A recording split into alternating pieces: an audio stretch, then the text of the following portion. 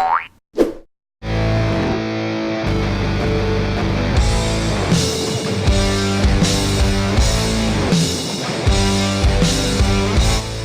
to part 2 of building a desktop computer system. I'm the dark in your night. I'm Batman, and today I'm gonna take these components and make a PC. You know this is awesome, so let's get this started. First, I'm gonna rearrange all these components with my Batarang. First try. Now I'm gonna unbox my motherboard. Mine came in a foam container, so I used a Batarang from my utility belt to remove it. You can use scissors or a box cutter on yours. We're going to keep this awesomeness and get rid of this not awesomeness. And we'll keep this too, even though I have no idea what it's for.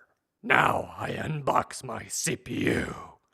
So shiny. Now I'm gonna install it on the motherboard. The CPU goes onto the motherboard in exactly one way.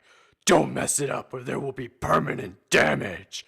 I'm Batman, so I always know what I'm doing. You might want to read your motherboard manual. When I don't know what I'm doing, I just use another Batarang. Solves all my problems. I'm Batman, so I can build a PC however I want. But Princess Robin says you should put in the RAM before installing the heatsink. Installing a heatsink is an easy 4-step process. DOS the instructions. Apply thermal paste. Seat and secure the heatsink. And plug the fan into the motherboard. I just hook up Mr. Freeze's freeze ray to my rigs. It's cold. Next, I make space for the case. Unbox it. Turn it around. Locate and remove the thumb screws. Also remove the side panels. Lay it down and remove the insides like a Thanksgiving turkey. We'll use those later. Now I'm looking at my power supply. So much power. These are the things that were inside the box. Looking good. Now I'm gonna install the I/O shield for the motherboard. And these gold-plated screws. And these power cables. And the front panel and fan cables. Speaking of cable, you can see me every Saturday on cable. Same bat time, same bat channel. Now I'm installing the RAM. Mine came with these unnecessary stickers.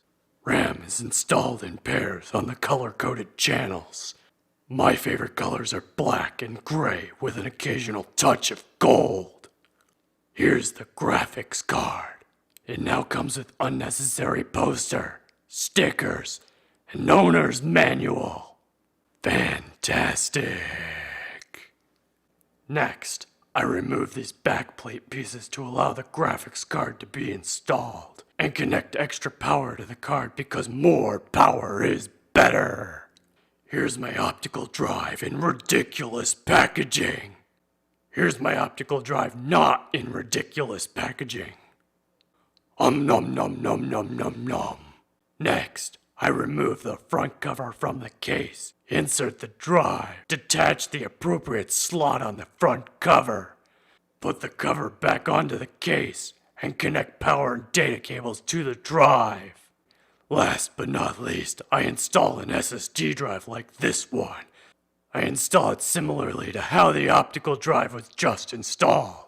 It's obvious that I have the best cable management skills. Now it's time to close up the case. I still have no idea what this is for. Finally, I take all of these manuals and trinkets and I stuff them into my power supply bag because that's what the bag is for. Seriously. This looks good enough to go in my bat cave.